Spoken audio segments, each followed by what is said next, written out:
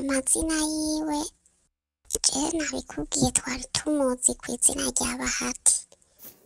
Swali jamani, umsihani kama Muhamagara mkubwa kwangu Bahati jamani. yitwa Bahati, Okay, nakubwiye ko ari please. amazina baza biyita Nisije nitafanya nini?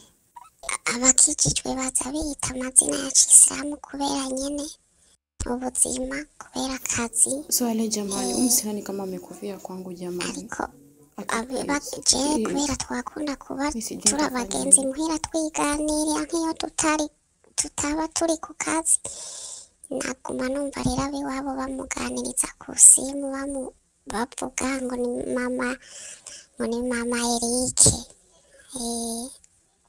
imfura yiwe y'umuhungu ni Erike.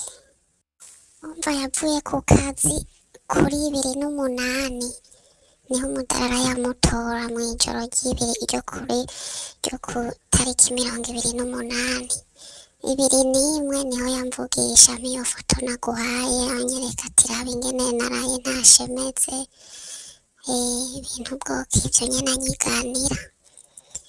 Hama itariki 2 ku mugoroba niho babonye ahenuka yicaye muri saro, kajya akavideo naguhaye.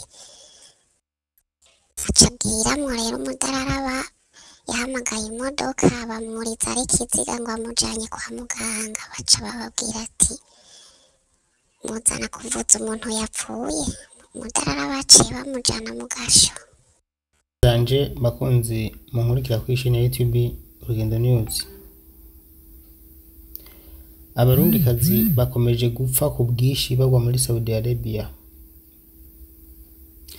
N'uyu n'ubundi murundikazi yapfuye. Amakuru yarose mu gatondo, ariko mu kajagari nta muntu n'umwe yigeze ambwira ko amuzi. Niyo mpamvu ngenda babwire uko ivyo twamenye, hanyuma abamenye mwirondoro wiwe nyezina abo bashobora kuduhereza ibimuranga, hanyuma tukabihereza bajya babafasha kubatahana iyo bitavye Imana. Ubu azwi ku izina n'uwampaye amazina nawe nyene ntabizi neza, ngo yumva bavuga ko yitwa Bahati, ariko izina rikomeye ngo hamagagwa nabo muhira ni mama Erike. Bino ndabibasangiza mu audio ngomba ndahabahe ngaha. Abo tuvugana ngaha baravuga ko yitwa mama Erike, hanyuma hariho inshuti ziwe bahora babana bakabavuga ukuntu yarameze. Muri make nabajije avuka he, aturuka he, ibi byose n'amazina y'ukuri n'ukuri twabuze. Agence yamusafirishije iyo ofisi yitwa gute twayibuze, ntayo narose. Umuntu yabimenya rero yabitubwira, kuko burya umuntu yitavye Imana utazi yavuka iya mwirondoro nama ndabasaba, biragoye ko nabajye nk'ubuserukizi bw'u Burundi bumufasha kugira ngo bamutahane butamuzi n'umwirondoro. Muravyumva namwe. Aho mwabonye mwaka video muraza kumva hano muri bavuga ukuntu vyagenze ejo. Babonye yahenuka agwa hasi acarapfa, mu gihe bagerageze kumujana kwa muganga abasanzwe bamu hostinze. Hanyuma ivyakurikiye nko n'umudorara amujanye kwa muganga, baca bamufata baramufunga kubera ko yajanye umuntu yapfuye kwa muganga. Ariko nababwiye ko bigoye kuvuza abantu kuko abatari muri kontra babigoye kubavuza cyane, kubera yuko naho nyine barabafata canke bakanase ntibafise vyangombwa. Muri make mwibarabara hari ingorane nyinshi, nta ingorane zitari mugabo ingorane ziba nyinshi ugeze nk'ahantu bitaba Imana nk'uko uri mwibarabara, abantu batazi n'amazina yawe. Ibintu muze mubitekereza ko mubyumviye ko bishobora kubashikira namwe bigatera ingorane. Muze mugerageza gutanga pasiporo yanyu mukiri bazima, imyirondoro ikwiye. Reka ndabasangize n'amajwi yashika nko kuri tujwi cika ku 8 mutwumvirize bagiye bariko baganira muri groupe amuvuga ko ariko rero n'uwampaye umuco jewe bwanje turavugana andunyi Claudia ambwira ati ndamuzi uku ego reka twumvirize ukuntu bamuvuga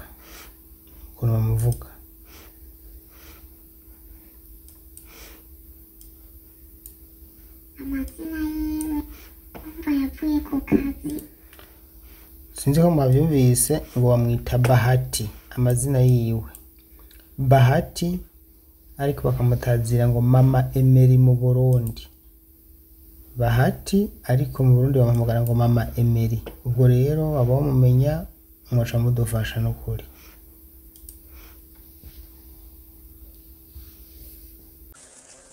n'amahoro uraho urakomeye hama yoje ndi ku kazi rero twari kumwe n'umuntu je muhira aho mbayijaza twari kumwe n'umudamu uwo mudamu yava n'umurundi nyene yava ngo kumuzinda ibubanza rero yagiye ku kazi ahantu yari amaze ukwezi hafi n'igice bamufata ngo ukuntu ngo agwarirayo ngo aravyimba ngo akaza aravyuka yavyimvye rero arembeyeyo hirya y'ejo kuwa kangahe yahamagaye umudarara agenda kumutora ku kazi ngo yagiye kumutora mw'ijoro rinini yasohotse butoroke ngo yasohotse butoroke aho hantu nyene yakora umudarara aramutora aramutahana ntibanamuhemvye ngo n'ugwasha ngo ntibanamuhemvye oya umenga ngo imba ngo bamuhemvye 1000 niko ndiko ndavyumva kubera je ndi ku kazi sinarindi muhira rero ubu inkuru mbi numvise ubu nyene ubu ngo yapfuye kuko jewe bamushikana muhirana yaramvugishije ambwira nyene ingene yatashe ameze ingene yatashe agwaye ambwira ngo si uwo gukira none ubu nyene bambwiye abari muhira batari ku kazi ngo wa muntu wanyu ngo yapfuye ngo arapfuye twe twari tumuzi ku izina rya Bahati ariko amazina irindi nyimba ariryo bamuzi ko no hariya yava je ntavyo nzi kubera ino abari abakizwa biyitirira amazina ya Kisilamu kubera nyene akazi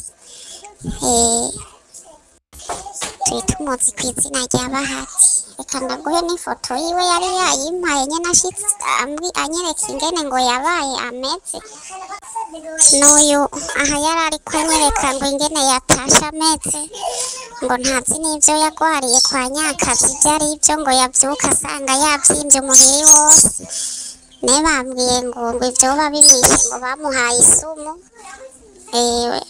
nabuja ngo aho yakora nyene ngo yoba yamugaburiye isumu indya yamushiriyemwo isumu nanje rero aho ndi nta n'amahera y'itike mfise ngo ngende muhira kuraba ivyo ari vyo twese turi ku buzi mwihira amazani nta n'umwe ari muhira kandi nkeka yari muhira wenyene kweri abakobwa bose bari ku buzi ingene rero tuja kuraba ivyo bintu jewe nkanje nta n'itike mana yanje nari gusaba uruhusha nkaja kuraba ivyo ari vyo yatubwira ngo hariya iyava ngo bamuhamagara Mama Erike umuhungu wiwe w'imfura yatubwira ko afise umusore ngo yitwa Erike kuko narumva nyene nabo baganira bo bahariye iwabo bamuhamagara Mama Eri bavuga Mama Erike abo baganira ku simu biwabo numva bavuga Mama Erike kandi nawe yari yambwiye nyene ati je muhira bampamagara Mama Erike n'ingorane Imana yo mw'ijuru imworohereze ni message bampaye z'umudarara wacu abivuga ngo yaguye mw'ijoro ejo ku mugoroba w'ijoro ngo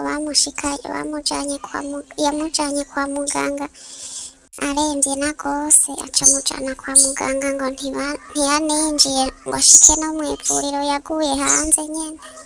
Gusa no kuri birateye imibabaro n'agahinda, ibaze nk'umukozi araje kugukorera, hari n'abo aje kugukorera ukwezi kumwe, abo bo bakora bigira, ugaca umuha side, uba ushatse gushika kuki? None uba wungutse iki? Ibaze kuba bitwa ngo barapfunze ukica umuntu.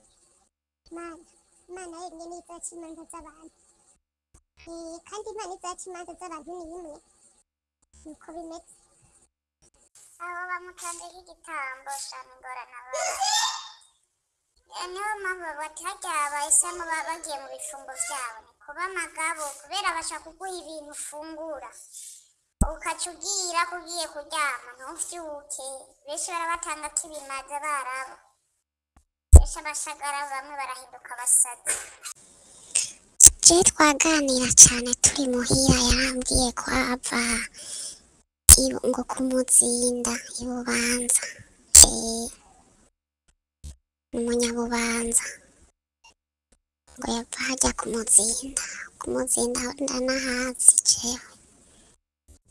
Msichana hajagonjeka, I suspect alipewa sumu kwa Mwarabu, manake ametoka kazi juzi, alitupwa nje juzi kuamkia jana. So alikuwa anafanya kazi 1,600. Madam akamwambia endelee na hiyo salary Ramadhani, akawa amekataa, hatafanya na hiyo mshahara Ramadhani kwa sababu Ramadhani nje tunafanya 2,500 na zaidi. So akamwambia ongeze pesa, akataa. Yeye akamwambia hatafanya, akamtupa nje usiku. Wakati nilimwendea alikuwa tu anakomplain, anasema pumzi zinakatika. Unajua ni Mburundi, si Mkenya by the way. So ikawa siwezi mpeleka Yomasa hospitali, nikamwambia subiri, nitampeleka asubuhi. Mimi nikamka nikamchemshia maziwa nikampa, akakunywa. Kuamka akaniambia anasikia vizuri, sio lazima aende hospitali. Mimi nikampa mapanadol huku na Fivadol, kameza. Kafika jioni alikuwa mzuri, akajikaza at least akakula. Mimi pia nikaona na improve. So kufika usiku tena kitu saa 9 akawa analemewa, akawa sasa anapiga nduru nimpeleke hospitali. Sikuweza kupata gari ya Yomasa. Nilijaribu kupigia some drivers like 4. Mmoja tu ndo alishika simu na akaniambia shalala na gari aliacha kwa kampuni, so sikuwa na way out. Later on nikasema nitampeleka asubuhi tukiamka. Tumelala tumejikaza, mimi nimeamka saa 5. Nasema sasa kwa sababu alilala akitapika nyumba mzima, akasema acha basi nioshe nyumba ndio nimpeleke. Wakati nilikuwa naosha nyumba akaenda kukaa hapo karibu na mlango mahali unamuona. So nilipomfikia nikamwambia songa nimalizie, hakunijibu. Nikajaribu kumguza, hapinduki, amekauka. Nikaita wasichana wengine wenye walikuwa ndani, nikamwambia kuja nimuone huyu vipi. Wakikuja kumgeuza hivi akaanguka tu venye unamwona akiwa ameanguka hivyo, na ndio ulikuwa mwisho wake. Actually sijui, lakini kila mtu ana suspect maybe ni poison, na kama ni poison niko kwa madam. No, I don't really know, but let's not judge. Nangoja wafanye mpaka postmortem, najua watanibeba. Utangoja mpaka wafanye uchunguzi wao, wakishamaliza maybe wadecide kuniachilia nitoke ama wanideport. But it's okay, anything will work for me. Inshuti zanje nuko murakoze, nuko mwumvise ko ni Bahati mama Emery niyo mazina mwamwita, aturuka ku Muzinda. Duhavuye tuvyumva, mwavyumvise, aturuka ku Muzinda. Abo mumenya muhorana mukazana amacangombwa ca pasiporo yiwe, hanyuma tukaheza tukabitanga. Please uwo mumenya aduhe pasiporo yiwe kuri WhatsApp yanje, please 358 46 58 314. Mumpe pasiporo yiwe mwaba mukoze bitange, hanyuma turabe yuko bomufasha bakamutahana kuruhukira mu Burundi. Murakoze.